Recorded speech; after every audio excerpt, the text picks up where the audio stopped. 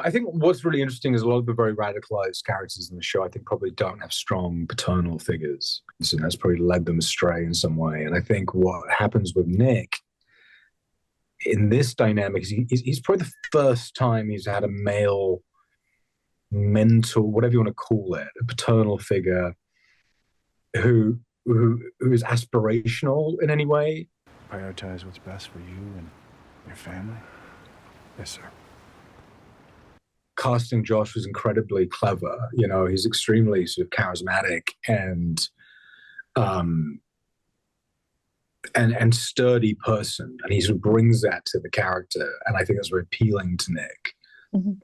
And I think he's needed that. And it's unfortunately coming from a person who's in a horrific moral position, ethical position, but they're just on a basic kind of masculinity level. I think he sort of aspires in some way to what Wharton is presenting it. But for me, I think, certainly his relationship to my daughter is my entry point into the series, right? It's my entry point in the introduction into the narrative.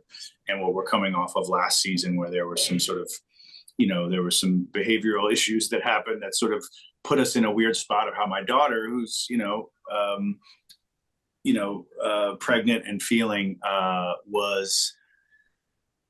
is the main reason that I'm sort of coming to check on her and to keep an eye on Nick, and sort of, my notes to myself about the early sort of dynamic between the two of them was, I think, I want Nick to straighten up and fly right. I want to kind of get this kid kind of in the right path. And I think in a way, as their relationship develops, I think,